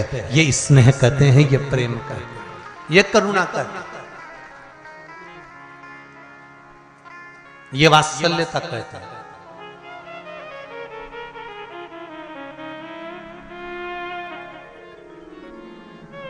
शिव कथा कर रहे हैं। अभिमान के शब्द हमारे मुख से नहीं निकलना चाहिए। हमारे भीतर अहंकार के जब शब्द प्रकट होते हैं तो हमारा करा हुआ सारा पुण्य, हमारा करा हुआ सारा अच्छा कार्य सब छिन्न हो जाता है, सब समाप्त हो जाता है।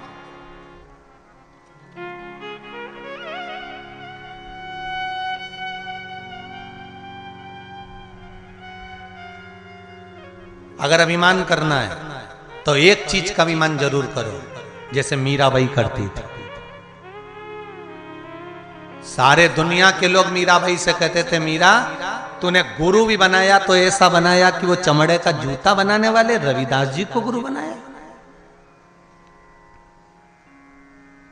चमड़े का जूता सिलने वाले वो रविदास जी को तुमने गुरु बनाया।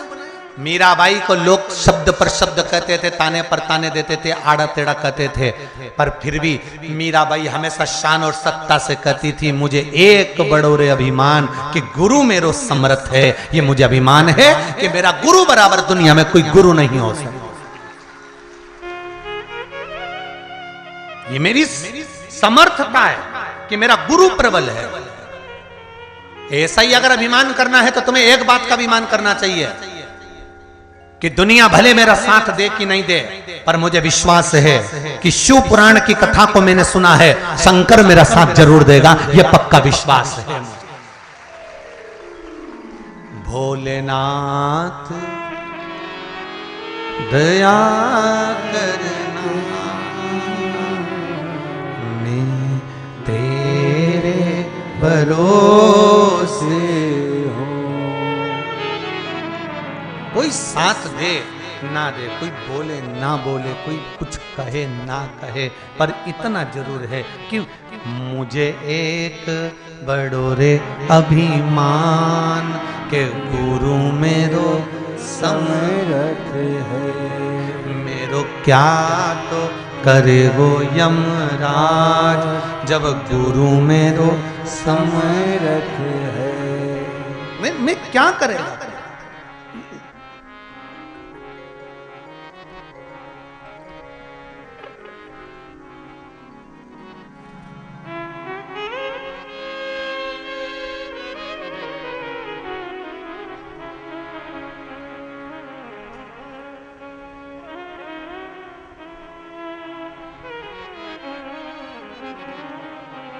महाराज सबने अपना अपना बखान करा, सबने अपना अपना चरित्र कहा, देख लिया मां आद्यशक्ति ने। बहू कहती है सबसे ज्यादा काम मैं करती हूं, बड़ी बहू कहती है। छोटी कहती है जेठानी तो रत्ती भर काम नहीं करती, कमरे से निकल के नहीं आती, मैं सब करती। मंजली कहती है कि मैं करती, संजली कहती है मैं करती। बड़ा बेटा कहता है सब मैंने करा, छोटा कहता है मैं नहीं होता तो कहां से करते, तुम तो घूमने में लगे रहे, मैंने सब संभाल लिया। उससे छोटा बोलता है कि मैंने करा, उससे छोटा बोलता है मैंने करा। भाई भाई आपस में कहते हैं हमने करा। केवल घर में एक चुप रहती है, वो घर की बुजुर्ग माँ होती है। वो कहती है घर का काम है, कोई दूसरा तो करने नहीं आएगा, इसलिए माँ संतोषी होती है, वो समझ जाती है। करे कोई भी करे, हो तो अपने ही घर का रहा, कोई भी करे हो तो अपने घर का रहा है, संभाल तो अपने ही कर रहा है। बस देवता आपस में बात कर रहे थे, 33 कोटि देवता आपस में बात कर रहे हैं। कोई बोले रूह को मैंने मारा, कोई के मैंने मारा, कोई के मैंने मारा, असुरों का संहार मैंने करा। इतने में पहुंच गई माता देवी, घर की बूढ़ी मां।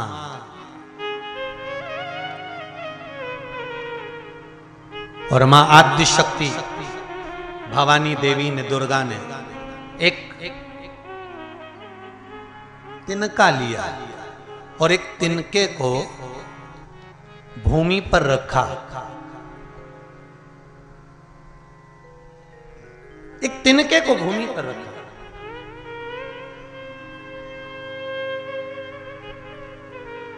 और भूमि पर रखकर मां देवी ने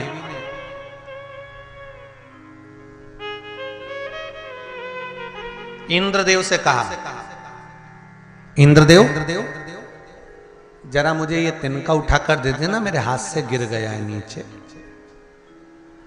इंद्र बोले तुम्हें मालूम नहीं है, इतने बड़े बड़े असुरों का मैं संहार कर कर आया हूं और तुम मुझे इतना सा तिनका उठाने का कहती हो? इतना सा तिनका। कई लोगों के मन में एक प्रश्न खड़ा होता है कि शिव पंचायत में दुर्गा जी का नाम है, पार्वती का नाम नहीं है। किसका नाम है? दुर्गा।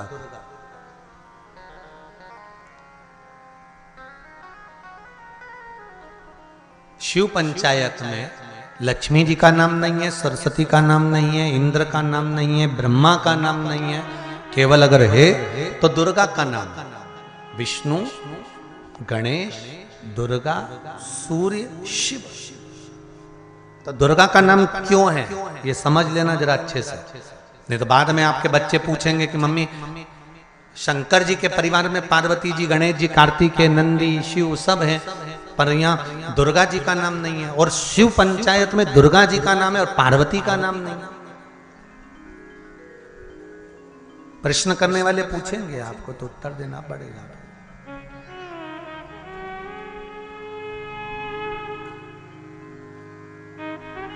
तब इंद्र कह रहे हैं इतना छोटा सा तिनका, इतना छोटा सा तिनका और हम उठाएं।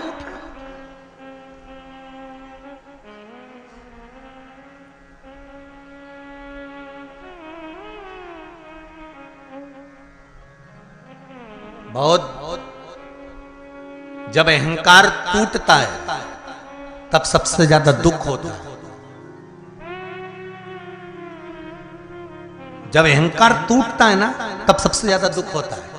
तुम बहुत सुंदर श्रृंगार करो और तैयार होके और पति के पास जाकर पूछो मैं कैसी लग रही, और पति कह दे तू ऐसी लग रही जैसे हरी घास में भैंस चल रही, तब अहंकार टूटा कि नहीं टूटा? जब अहंकार टूटता है तब दुख होता है, तकलीफ होती है, कष्ट होता है बहुत।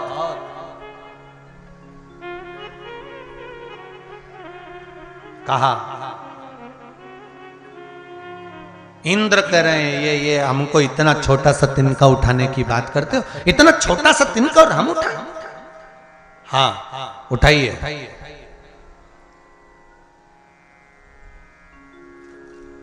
ये उठाकर हमको दे दो। इंद्र उसी समय पर पवन देव को बोल दिया, पवन देव जाओ जरा तिनका उठाकर ये दुर्गा भवानी को, ये आद्य शक्ति को दे दीजिए। पवन देव गए, उन्होंने पूरा बल लगा लिया, पर वो तिनका नहीं उठा, तिनका नहीं उठा। पवन देव ने इंद्र से आकर कहा वो तिनका नहीं उठा। इंद्र ने कहा अग्निदेव आप जाओ, उस तिनके में आग लगा दो। अग्निदेव गए, तिनके में आग लगाना चाहिए पर तिनका नहीं जला। सारे देवता उठ के खड़े हो गए, उस तिनके को हिलाने का प्रयास करने लगे, पर वो तिनका नहीं हिला। अंत में माता आद्य शक्ति दुर्गा भवानी उस तिनके को सामने प्रकट करती है, तुरंत उंगली से उठाती है और वायु में उड़ा देती है, फूंक मारकर। उस तिनके को जो फेंका, इंद्र से कहा इंद्र तुम्हारे 33 कोटि देवताओं के भीतर अहंकार प्रकट हो गया था कि ये रूरू दैत्य को मैंने मारा है, ऐसे ना जाने कितने दैत्य सामने आएंगे, मारने वाला कोई दूसरा नहीं होता, मारने वाली आपके भीतर की शक्ति ही प्रबल होती है, पर अहंकार उस शक्ति को दबा देता है। तब भी इंद्र के मन में यह बात प्रस्तुत नहीं हुई कि देवी ने सब कुछ करा, दुर्गा भवानी ने करा। रूरू दैत्य का एक बेटा था जिसका नाम था दुर्गमासुर, और दुर्गमासुर ने जो उपद्रव मचाना चालू करा, दुर्गमासुर ने जैसे उपद्रव करना चालू करा, और उपद्रव जैसे दुर्गमासुर करना प्रारंभ करता है, सारे देवताओं में हाहाकार मच गई। अब कौन मारेगा इसको? तो कहा इसको कोई दूसरा नहीं मार सकता, इसको अगर मारेगी तो स्वयं देवी ही मारेगी। कौन देवी मार सकती है? तो कब पार्वती जी को बुलाया जाए, और पार्वती को बुलाकर कुछ ऐसा करा जाए कि पार्वती के अंश से कोई एक देवी प्रकट हो जाए और प्रकट होकर इसका संहार कर दे।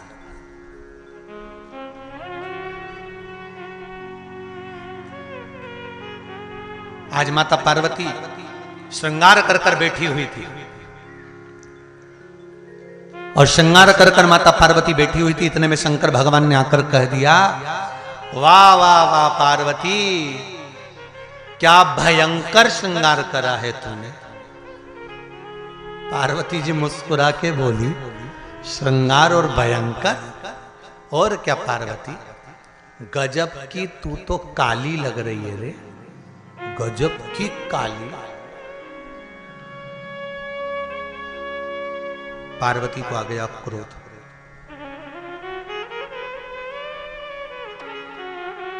पतियों से निवेदन रहा है, आज फिर करना है, तुम्हारी पत्नी कैसी भी रोटी बनाए तारीफ कर कर खाना। कभी मत कहना कि रोटी जल गई है, या सब्जी में नमक हो गया, या मिर्ची तेज हो गई, कभी मत बोलो। रोटी जल गई ना तो भी मत बोलो कि जल गई, बस तुम तो अच्छे से बोलो कितनी जोरदार रोटी बनी है, तेरे दोनों नैन रोटी में नजर आ रहे हैं, मतलब दो जगह से जल गई।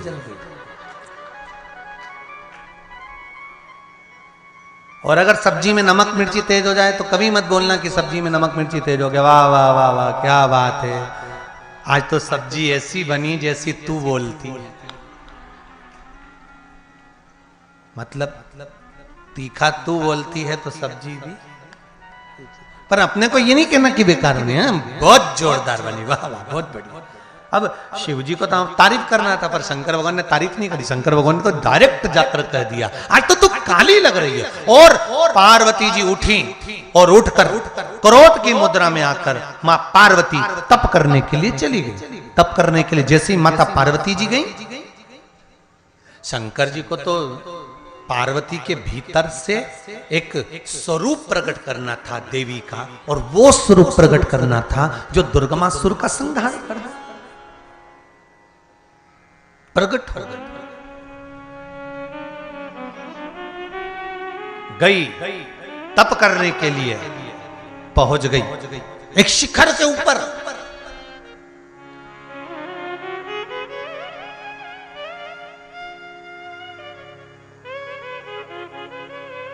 एक भयंकर पहाड़ी के ऊपर बैठ गई, जैसे बमलेश्वरी बैठी पहाड़ी के ऊपर चढ़कर।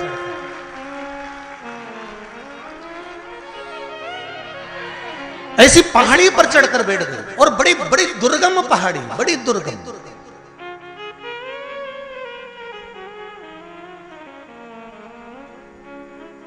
एक शेर देवी जी को देख रहा था, काली थी। शिव जी ने कह दिया था कि तू काली है। शेर देवी जी को देख रहा था, उसने सोचा ताजा ताजा मांस मिला खाने के लिए, नीचे बैठा रहूंगा। पहाड़ी पर देवी, नीचे शेर। पार्वती जी भी तप कर रही है पहाड़ी पर बैठकर, शेर भी तप कर रहा है पार्वती को खाने के लिए। ये उतरे और मैं इसको निपटाऊं।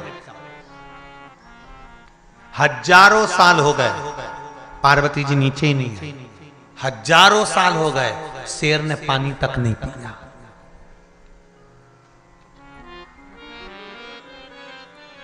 वो भी तप में, ये इसको पाने के तप में। शंकर भगवान प्रकट हो गए पार्वती के सामने। पार्वती, मैंने तो तेरे को हास्य व्यंग में कहा था, चल अब चलकर तू स्नान कर ले गंगा का। जैसे ही पार्वती नीचे उतर कर आई तो शेर बैठा था, कमजोर हो गया था। पार्वती जी ने पूछा तुम कौन? शेर कहता है मैं तुम्हें खाने के लिए आया था, पर अब मैं खाऊंगा नहीं। आपने जितना तप करा, शंकर जी कहते हैं उतना ही तप इस शेर ने करा है। पार्वती जी कहती हैं तूने मेरा तप करा है, आज से मैं सिंह की सवारी करूंगी, तू मेरे साथ हर पल रहे, हर क्षण रहे। सिंह माता के साथ होगा, सिंह माता के साथ। और पार्वती जी ने जैसे ही गंगा जी में डुबकी लगाई, पार्वती जी की एक प्रतिलिपि कौशिकी जिसका नाम था, वो कौशिकी बाहर निकली। पार्वती जी गौरी हुई, कौशिकी माता प्रकट हुई। वही कौशिकी दुर्गमासुर का संहार करने के लिए दौड़ पड़ी। सिंह ने साथ दिया और बैठ गई मां शेरों पर, शेरों पर सवार। और तेरे भक्त जनों पर माता भीड़ पड़ी है भाई, और दानव दल पर टूट पड़ो मां करके सिंह सवारी। सो सिंहों से तू बलशाली, अष्टभुजाओं वाली, दुखियों के दुखड़े निवारती। ओ मैया हम सब उतारे तेरी आरती। टूट पड़ी रूरू का पुत्र दुर्गमासुर, जो उपद्रव मचाया हुआ था, एक किला बना रखा था, उस किले के अंदर बैठा हुआ था। मां पहुंच गई किले के अंदर सिंह के साथ।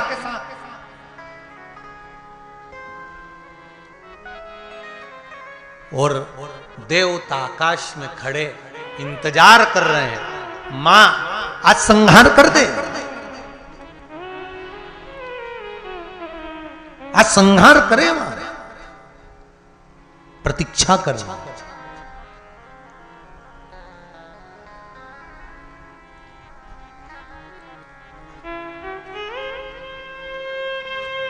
मां टूट पड़ी, आवाज लगाया ए दुर्गमासुर। दुर्गमासुर बाहर निकल कर आया, देवी को देखा, हंसने लगा, ठहाका लगाने लगा।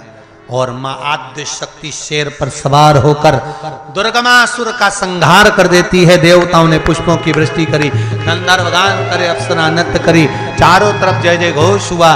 मां का एक नाम पड़ गया, बोल दुर्गा माता की जय, बमलेश्वरी माता की जय, माँ दुर्गा का स्वरूप प्रकट हो गया। शंकर भगवान सामने प्रकट हुए और शिव जी ने आकर ब्रह्मा और विष्णु की साक्षी में कहा, ए पार्वती, तुमने दुर्गा का रूप धारण करा है, सही निर्णय देने में तुम अग्रण्य हो, इसलिए शंकर की पंचायत में तुम भी विराजमान होगी। और शिव पंचायत में दुर्गा जी आकर बैठ गए। शिव पंचायत में दुर्गा विराज।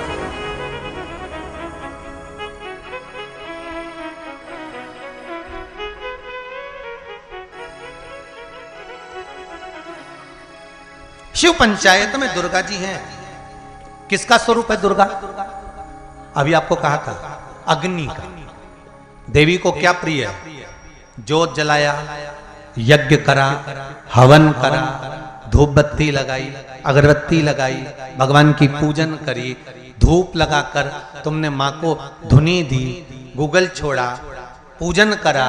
ये माता जहां अग्नि है वहां दुर्गा है, महादेवी है।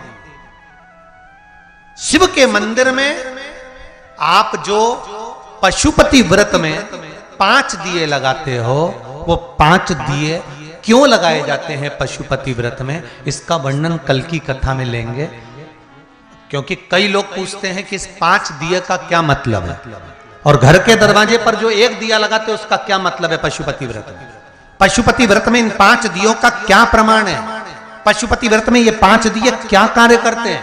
पशुपति व्रत में ये 5 दिए क्यों जलाए जाते हैं? इन 5 दिए का वर्णन क्या है? इन 5 दिए की प्रगटता क्या है?